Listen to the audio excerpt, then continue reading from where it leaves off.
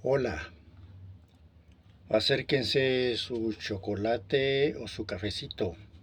Voy a contar una historia de cierto interés. Me gusta contar historias con mensaje de conocimiento y cultura, porque en el trayecto de nuestra vida siempre habrá mucho que aprender y mucho que recordar. Así que si escuchas y otras veces lees, pasará ratos amenos, matizados de información. En este caso te voy a contar la increíble aventura del transatlántico Santa María. Está muy interesante, al menos así me lo parece, porque poca gente conoce esta historia y a mí me llamó la atención y quiero contarla. Y dice así: extraños y encantadores espectáculos le esperan a usted en los puntos de escala. Decía el folleto que cada pasajero del Santa María encontró en su camarote. Pero ninguno de ellos podía imaginar siquiera cuán extraños serían en realidad. Orgullo de la Marina Mercante portuguesa y, como tal, bautizado con el histórico nombre de la Carabela de Colón. El transatlántico había zarpado de Lisboa el 9 de enero en su viaje de crucero número 61 por el Atlántico Sur y el Mar de las Antillas. Y hasta la 1 de la madrugada del 22 la travesía fue serena, tranquila, bien ordenada, tal como la prometía el folleto. Tocó sucesivamente en el gran puerto gallego de Vigo, en Funchal, capital de la isla de Madeira, en Tenerife, y, dando espaldas al viejo mundo, puso proa al nuevo, para ir a dar fondo en La Guaira, donde subieron a bordo algunos nuevos pasajeros.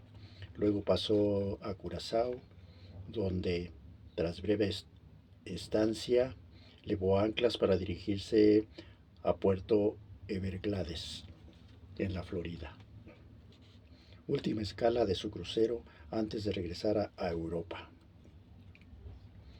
Iban ya a bordo 588 pasajeros, más una tripulación de 350 hombres.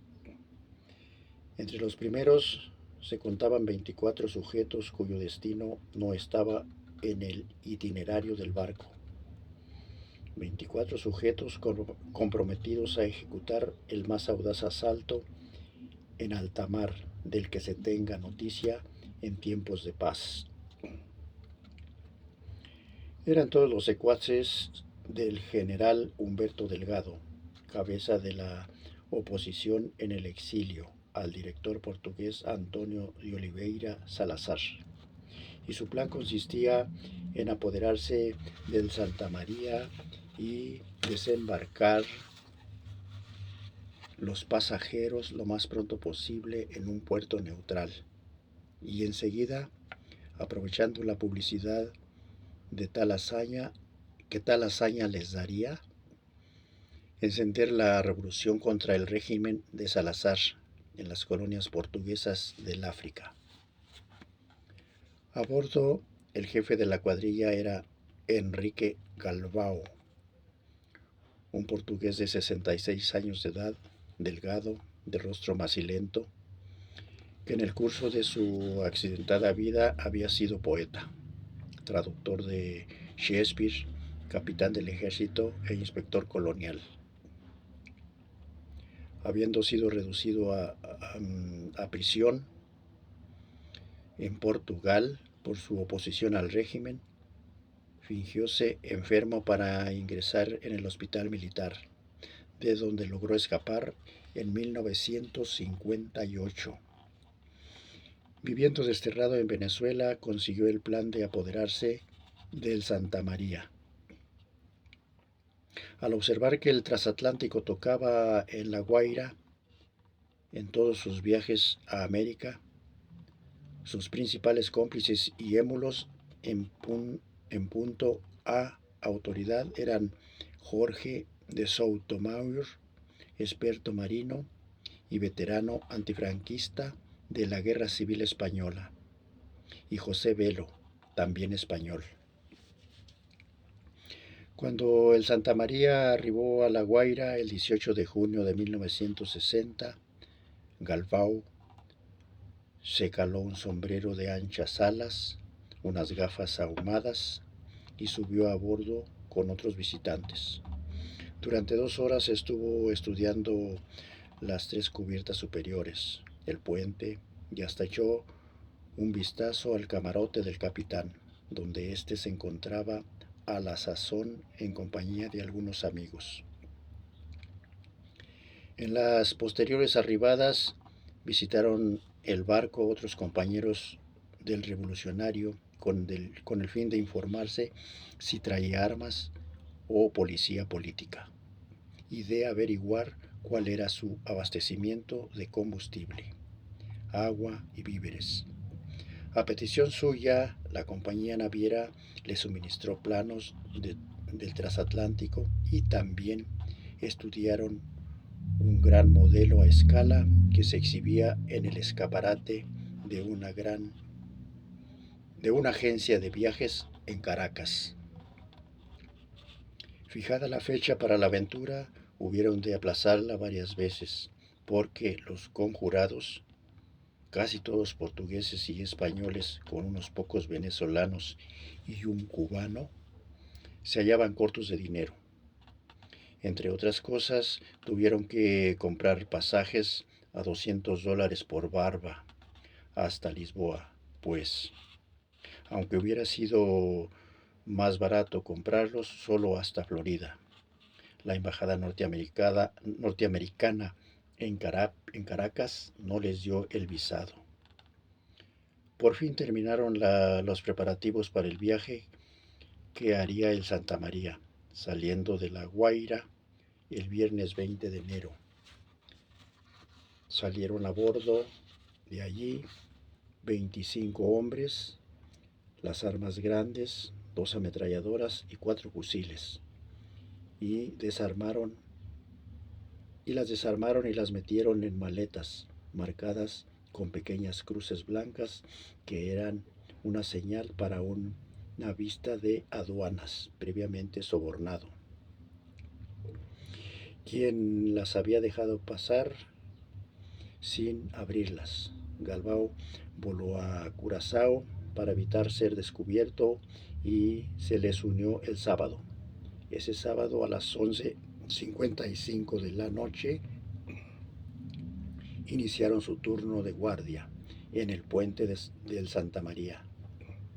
El tercer oficial, João José Costa, el aprendiz de navegante, João Antonio de Sousa, y 2 marineros de Sousa, comprobó en la carta de marear la posición del buque unos 240 kilómetros al noroeste de Curazao, rumbo al paso de Jamaica, a unos 800 kilómetros de distancia.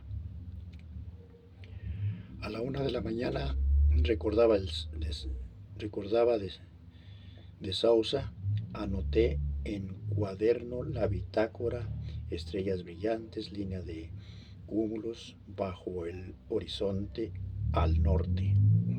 No bien había acabado de escribir cuando oí uno de los marineros gritar: «Costa, ven acá, mira». Luego oí 2 disparos, abrí la puerta y corrí al puente. Allí vi a Costa doblado en 2, herido. Me dijo sus últimas palabras: «Avisa al capitán». Corrí a la cabina del telégrafo, que está a unos 15 metros detrás del puente, para decirle al radiotelegrafista Carlos García que atendiera a Costa. Yo iba a despertar al capitán, pero apenas abrí la puerta, un hombre que estaba al lado del radiotelegrafista me disparó un tiro a quemarropa y me hirió en el brazo izquierdo. De Sousa se precipitó hacia el escotillón por donde se llegaba hasta la puerta lateral del camarote del capitán. Otras dos balas alcanzaron por la espalda. La una hizo dos perforaciones en el pulmón derecho y la otra le quebró dos costillas antes de ir a incrustársele cerca de la columna vertebral. Con todo, llegó al descansillo y rodó escaleras abajo 20 escalones para ir a caer, más muerto que vivo, ante la puerta del capitán. No tuvo fuerzas suficientes ni para llamar a la puerta ni para gritar. Yacía en el charco de su propia sangre. El capitán Maia dormía y siguió durmiendo 15 minutos más hasta que un marinero dio grandes golpes en la puerta principal de su camarote y le informó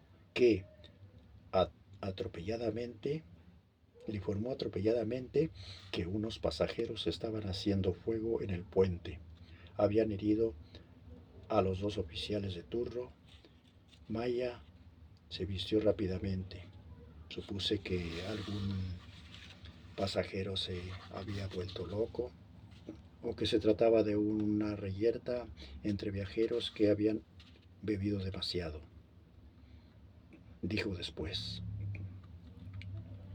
Corrió el capitán a la puerta y subió a la escalerilla que lleva al puente, y cuando sus ojos estuvieron al nivel de la cubierta del puente, vio un hombre armado con un fusil. Escurrió el bulto y volvió a bajar al camarote. Echó llave a la puerta y llamó por teléfono a la sala de máquinas. Después de ordenar que pararan las máquinas, fue a la puerta lateral del camarote y a través de los cristales vio que Sousa estaba inerte en el puente. Al entreabrir la puerta, se encontró con un guarda que le apuntaba con un fusil. Volvió a cerrar la puerta de un golpe y se retiró al interior del camarote. Llamó por teléfono al puente y le contestó una voz desconocida que le dijo: habla el capitán Galbao, que en nombre del general Humberto Delgado acaba de tomar su barco por asalto. No trate usted de ofrecer la menor resistencia. Será reprimida violentamente. La rendición le será más provechosa. Y nadie resistió, ni oficiales ni tripulantes.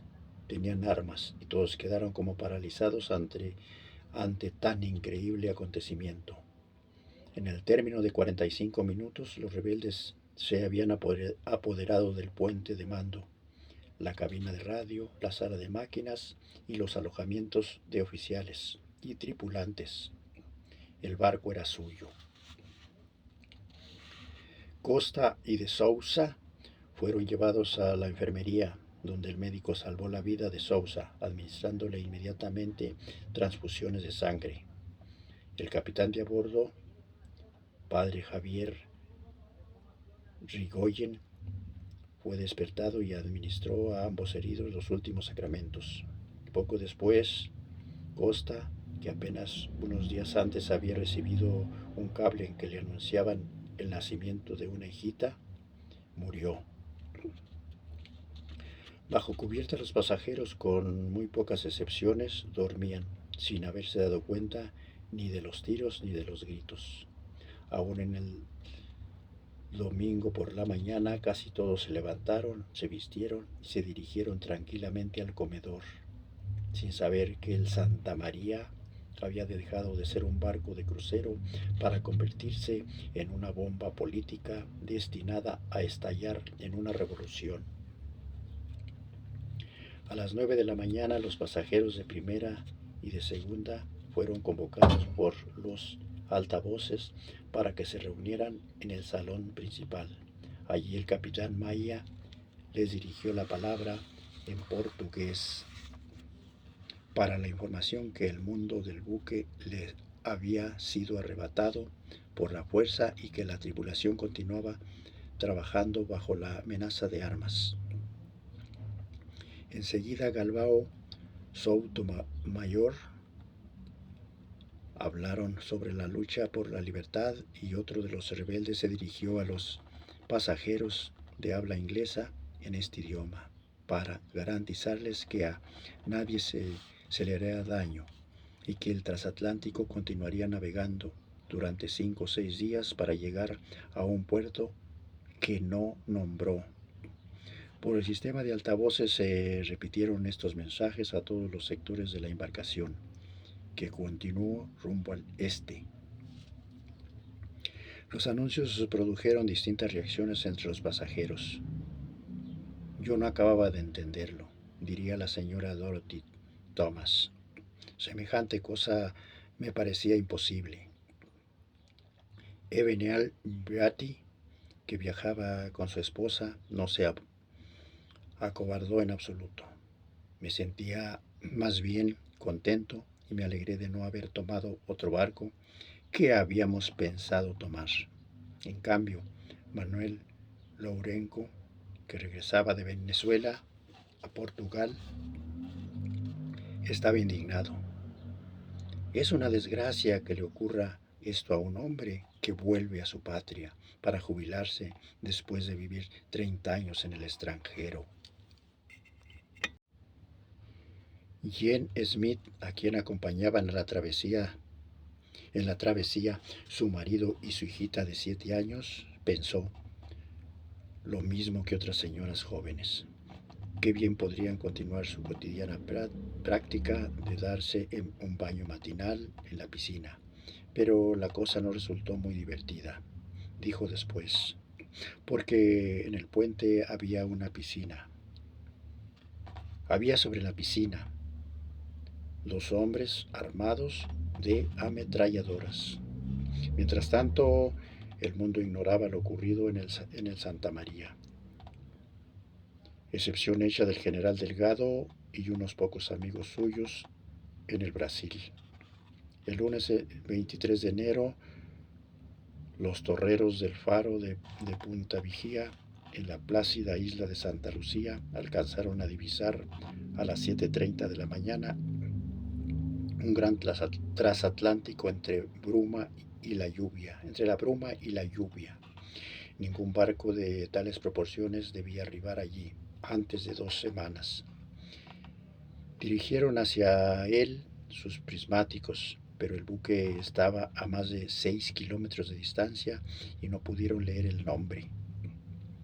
Vieron, eso sí, que cruzó la bahía rumbo al norte, viró en redondo para regresar hasta 1500 metros de los muelles.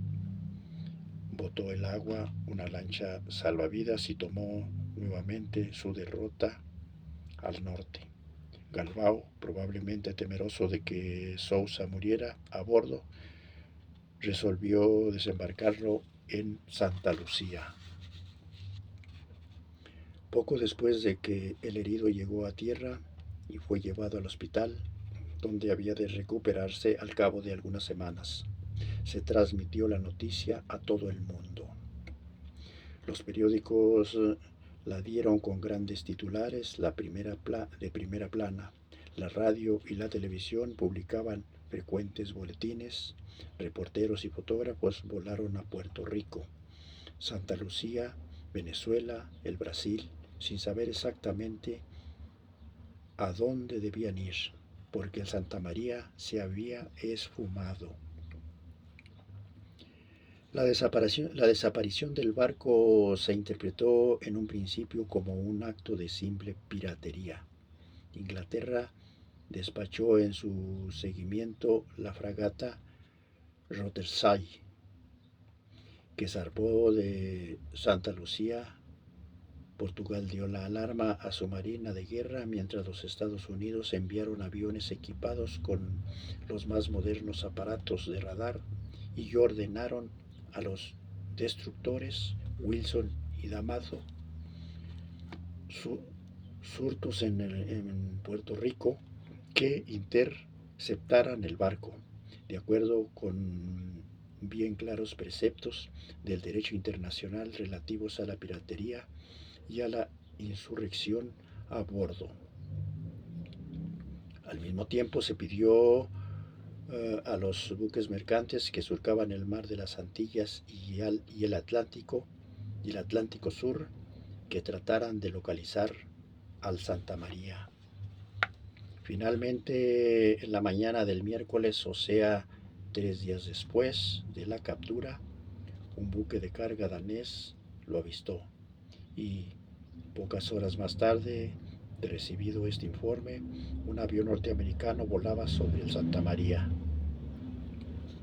Estaba el transatlántico a 1400 kilómetros al este de Trinidad y llevaba un rumbo que bien podría conducirlo al noroeste del Brasil o a la costa occidental del África, sobre cubierta.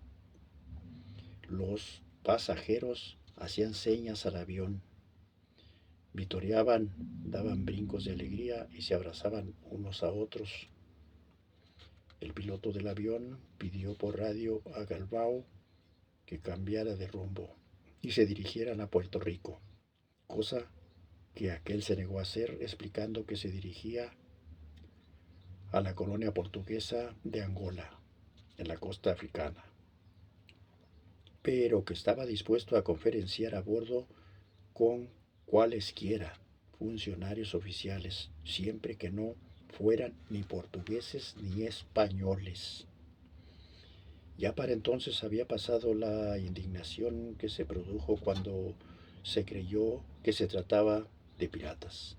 Galvao explicó en una serie continua de mensajes por radio que su único móvil era liberar a Portugal y, en general, las naciones interesadas cambiaron de opinión y lo reconocieron como un verdadero revolucionario que no perseguía en esa aventura a ningún fin de lucro personal.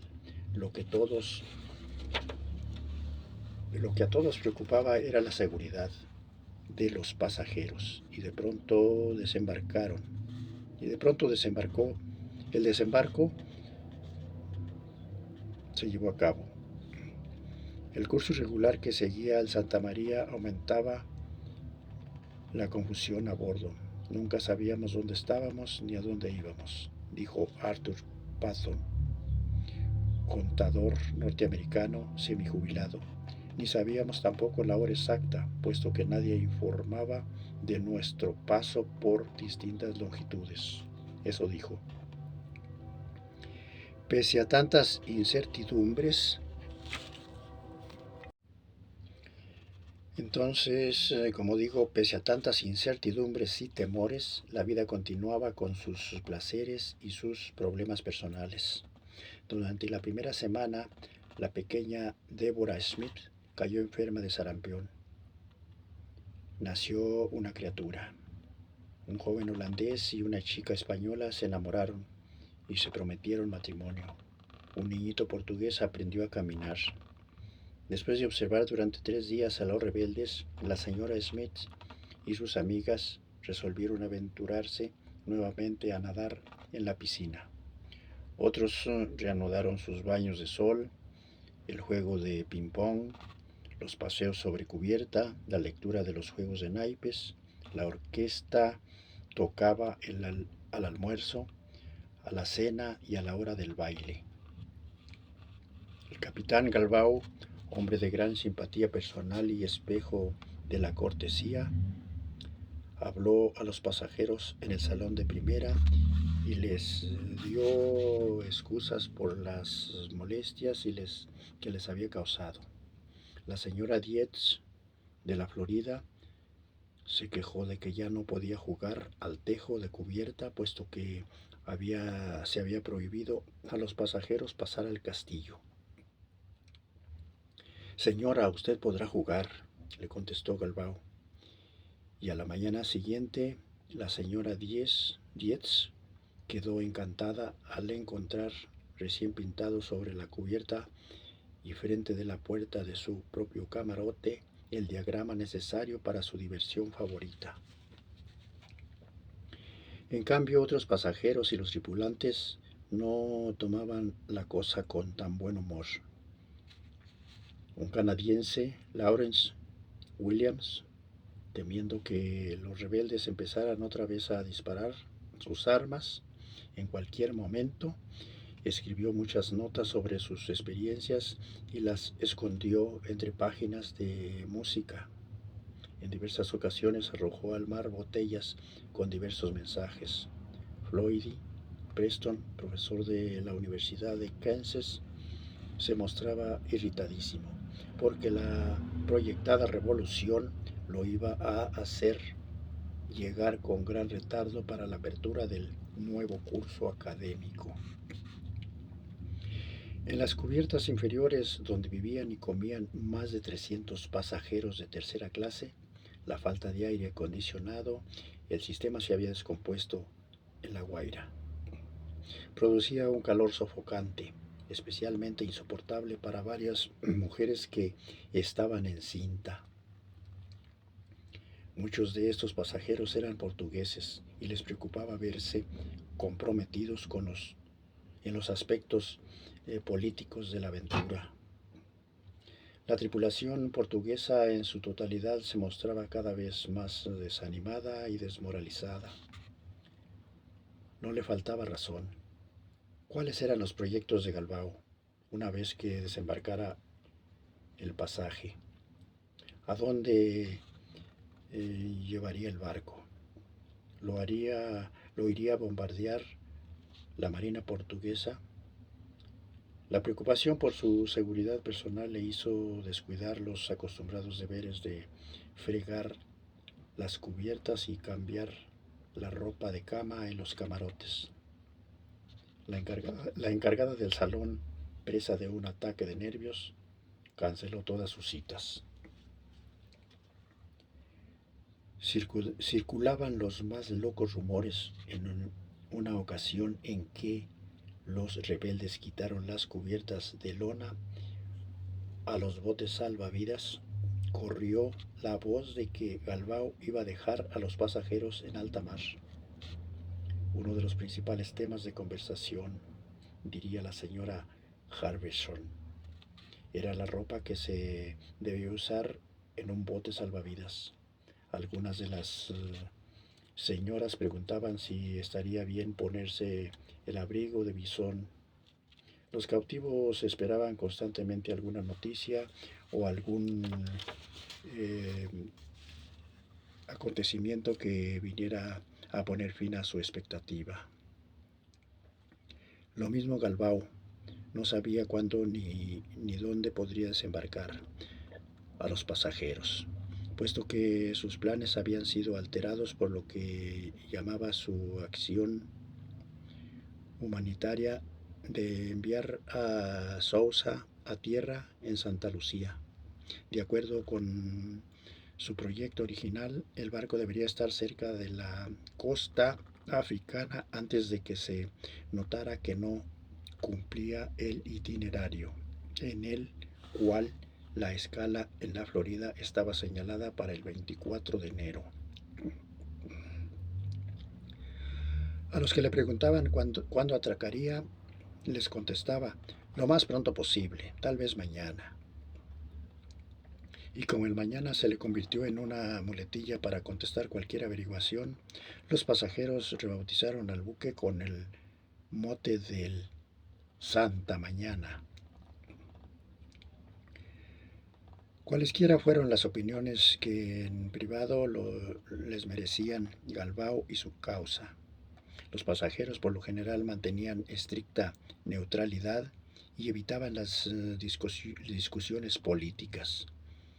Lo que nos interesaba, explicaba la señora Harbison, era abandonar el buque lo más pronto posible. Si bien Galbao y su gente se mostraron corteses y caballeros con nosotros, no podíamos olvidar que había dado muerte a un hombre y habían herido gravemente a otro. Ya una vez se habían servido de sus armas de fuego y, según las circunstancias, bien podrían hacer uso de ellas otra vez. Poco a poco los rebeldes fueron moderando su actitud severa, aunque cortés, y a veces fue difícil distinguirlos de los pasajeros. Algunos nadaban en la piscina mientras que sus compañeros montaban guardia, y por la noche, cuando les tocaba descanso, se quitaban el uniforme, las boinas negras y los brazaletes verde y rojo, colores de la bandera portuguesa, y se vestían de paisano. Se sentaban en el salón, pagaban las copas que pedían en la cantina, marcando los vales con las letras drill, iniciando de, iniciales de su organización, y bailaban con las turistas. Al sexto día los pasajeros se enteraron de que esperaba llevarlos a tierra en algún puerto del Brasil. La señora Harbison se entendía con el capitán en español. Declaró: Galbao me dijo que Jânio da Silva Quadros, presidente electo del Brasil, era un antiguo amigo suyo y que los rebeldes podrían con toda seguridad atracar en el Brasil, desembarcar a los pasajeros y volver a hacerse a la mar. Para nosotros, la inauguración del presidente Quadros pasó a ser acontecimiento de primordial importancia. No solo contábamos con los que faltaban para el 31 de enero, sino que tratábamos de adivinar a qué hora tendría lugar la ceremonia. Entre tanto, Galbao discutía con la Marina norteamericana, que quería a todos trances sacar a los pasajeros del barco.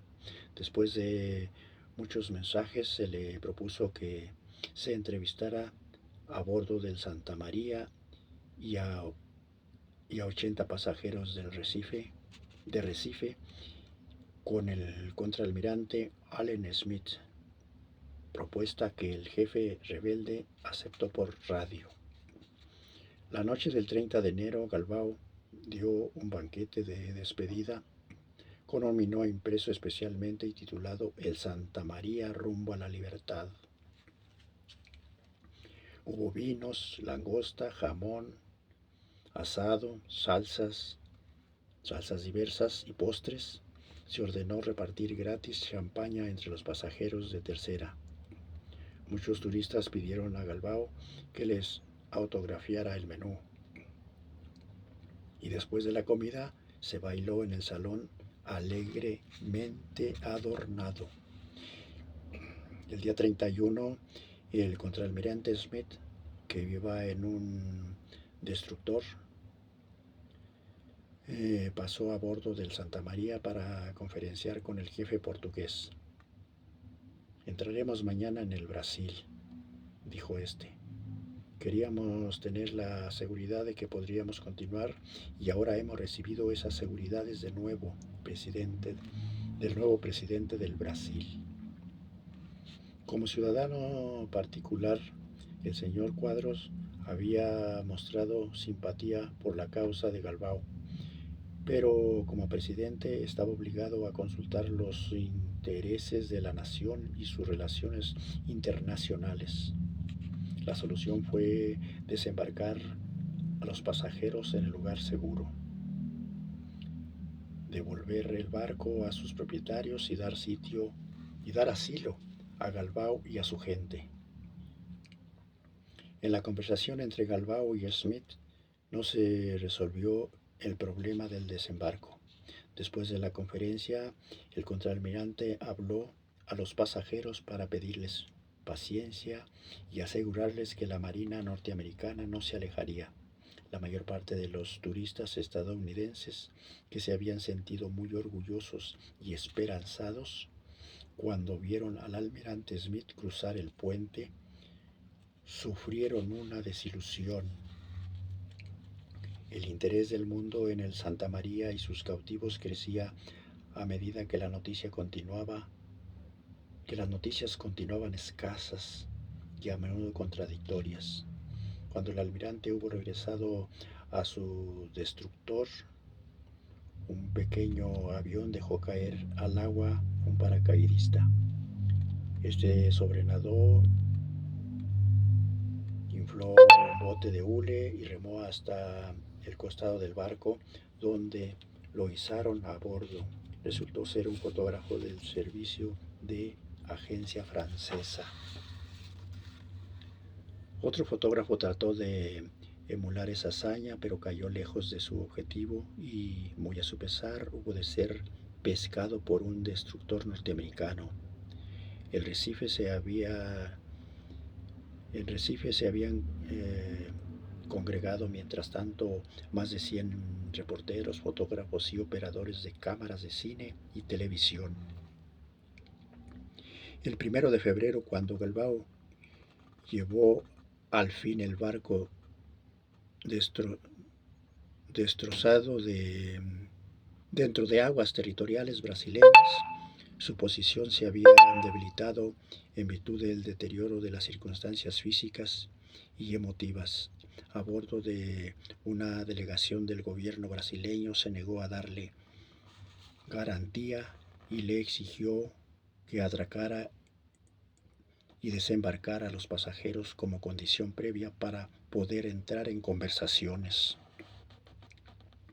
Galbao comprendió que su plan había fracasado, puesto que sin combustible no podía volver a sacar el barco a alta mar. Por lo demás, se había descompuesto una de las turbinas, los víveres escaseaban y la provisión de agua había llegado a un mínimo crítico a causa principalmente de que los oficiales y tripulantes habían abierto los grifos para dejarla escapar. Entre las mujeres de tercera, el calor, la mala alimentación y la excitación nerviosa habían producido varios caos de histeria. Los hombres, antes dóciles, se encontraban ya hostiles. En el ánimo de la tripulación el miedo había dado paso a la ira. Un grupo de ellos se acercó a varios rebeldes que estaban cerca del salón de primera para notificarles que toda la tripulación se preparaba para abandonar el barco, al mismo tiempo que los pasajeros. Hubo una conmoción y Galbao corrió a intervenir.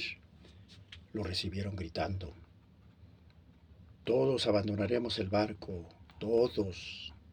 «No», gritó Galbao, «nadie lo abandona. Atrás, atrás, todos a su alojamiento». Los rebeldes sacaron sus pistolas y los tripulantes se retiraron. Fue en la mañana del 2 de febrero, varios pasajeros de tercera, abriéndose paso hasta el salón de primera clase, exigieron que se llevara el buque al puesto. Se armó un alboroto y uno de los pasajeros fue lanzado contra una puerta de cristales. Los rebeldes desenfundaron sus pistolas, pero afortunadamente no hicieron fuego.